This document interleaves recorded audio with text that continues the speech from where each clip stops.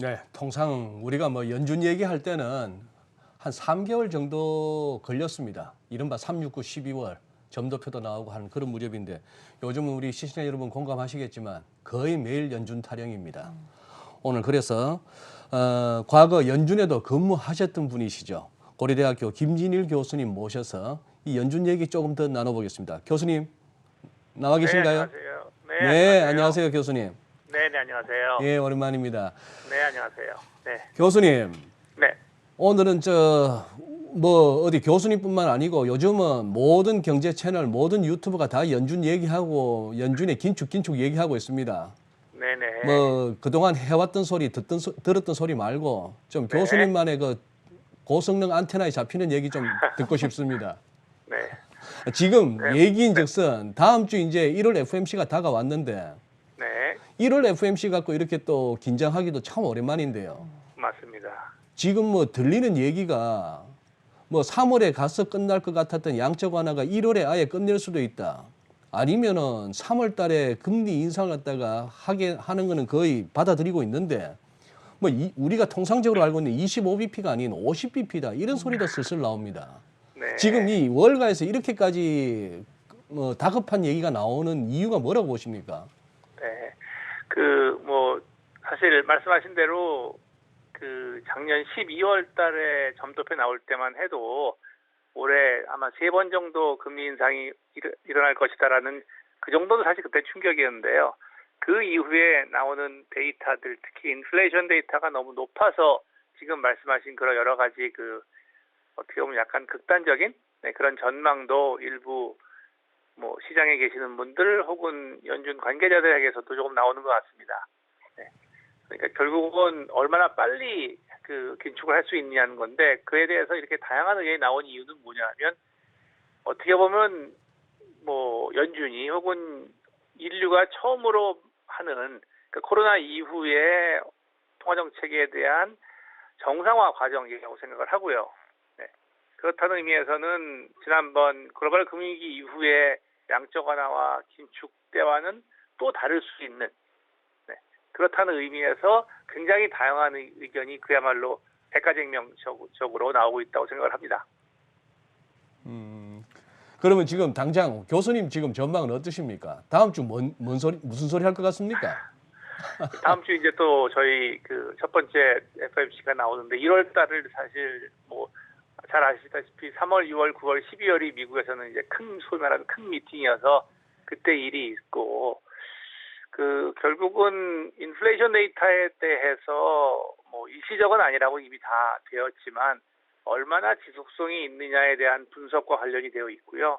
그에 대한 걱정이 상당히 심하다면 앞에서 말씀하신 그러한 충격적인 일을 할 수도 있겠지만 그래도 아직까지는 인플레이션에 대한 걱정이 그렇게 크지는 않기 때문에 지금 말씀하셨던 그런 극단적인 내용까지는 나오지 않고 그리고 사실 3월 달까지 천천히 테이퍼링을 줄이겠다고 했던 것에 대한 것을 바꾸기 위해서는 굉장한 확신이 있어야 되거든요.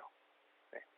그렇다는 의미에서 그런 극단적인 것까지는 아직은 나오지는 않지 않을까 그런 생각을 하고 있습니다. 네. 근데 지금 물가가 7%잖아요. 근데 이게 이제 네. 금리를 얼마나 올리냐에 따라서 계속해서 이제 논란이 되고 있는 것 같은데 사실 금리 1.75%에서 2%까지 올린다고 해서 이제 물가 7%를 좀 잡을 수 있을 거라 보시나요? 네. 결국은 이제 물가는 이렇게 높을 때서 많이 내려오는 때는 심리가 굉장히 중요하다고 생각을 하고요. 그런 심리에 충격을 주기 위해서 아까 말씀하셨던 그런 일이 일어날 수도 있다는 게 이제 일부 논자들의 이야기인데 가능하면 충격 없이 이런 것을 이루어낼 수 있는 것이 더 바람직한 일이라고 생각을 하고요. 그렇다는 의미에서 어느 정도의 이자율 상승이 과연 물가를 적절하게 내려올 수 있냐고 하는 것은 그야말로 아트, 예술 혹은 기회의 영역인데요.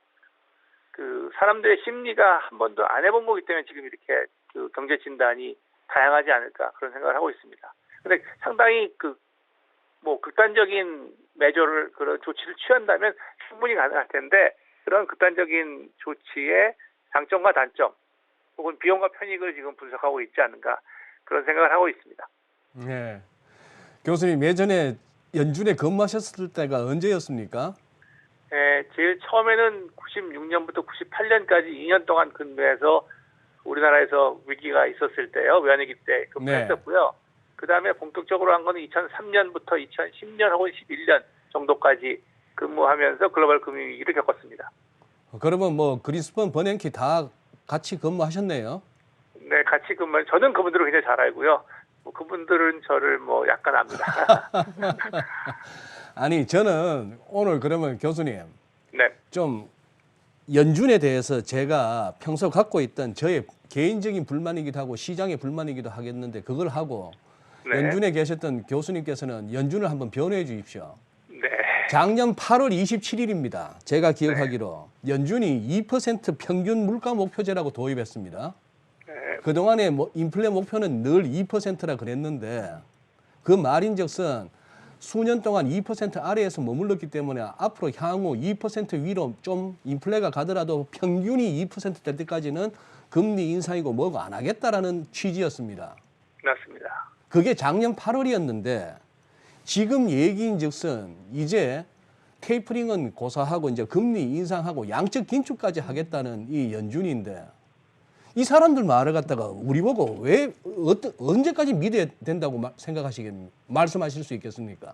네, 그 평균 물가 목표제는 평균 인플레이션, 에버리지 인플레이션 타겟팅이죠. 네. 그거를 한 것은 그러니까 이론적으로 그 경제가 침체했을 때 특히 제로 바운드에 걸려 있을 때는 그러한 방식의 통화 정책이 더 좋다는 것이 이론적으로는 많이 밝혀져 있습니다. 근데 그걸 실제로 이제 실행했을 때에 있는 불확실성 때문에 지금까지 못했던 것이고요. 네. 그 예를 들어서 지금 연준의 뭐 2인자 혹은 3인자라고 하는 존 윌리엄스 뉴욕 연준 총재가 이코노미스트로 일할 때 가장 그 유명해진 논문 중에 하나도 바로 그것입니다. 그러니까 물가 수준을 신경을 쓰는 게, 그게 물가 수준을 신경 쓴다는 얘기는 결국은 오랜 기간 동안의 인플레이션을 신경 쓴다는 얘기죠. 그래서 평균 인플레이션이라는 개념이 나온 것이고요. 그런데 지금 벌어지고 있는 것이 정확하게 그러한 새로운 개념의 소통의 어려움, 뭐 실패라고 말씀하실 수 있는데요. 네, 그것을 지금 겪고 있다고 생각을 합니다. 네, 그리고 2% 미만이었기 때문에 앞으로 좀 높은 거를 감내하겠다라고 했지만 지금 말씀하셨던 5% 혹은 7% 그건 너무 높으니까 이게 어디까지가 너무 높은지. 그런데 그전에는 이제 일시적이라고 생각해서 5% 정도가 잠깐있다가 이제 지나갈 줄 알았는데 뭐 여러 번 방송하셨겠지만 중고차 시장이라든지 그러한 여러 가지의 시장에서 나온 인플레가 생각보다 지속적으로 벌어지면서 어떻게 보면 그러한 모든 소통이 다 이제 어그러진 그런 상황이고요. 그런 상황에서 이제 과연 그러면 일단 어그러졌으니까 이것을 어떤 식으로 이제 풀어 나갈 것인가 하는 것이고요. 그리고 연준의 역사에 있어서 여러 번의 유명한 실수들이 있지 않습니까? 그러한 실수로 들어가지 않게 만들기 위해서 파월 의장을 비롯한 많은 사람들이 현재 주어진 상황에서 소통을 하고 있는데 뭐 어려움을 겪고 있는 것이 뭐 사실이라고 말씀드릴 수 있겠습니다. 네. 자, 그럼 미국의 이런 긴축의 가속화가 우리 한국 경제에 미친 영향은 어떤 것들이 있을까요?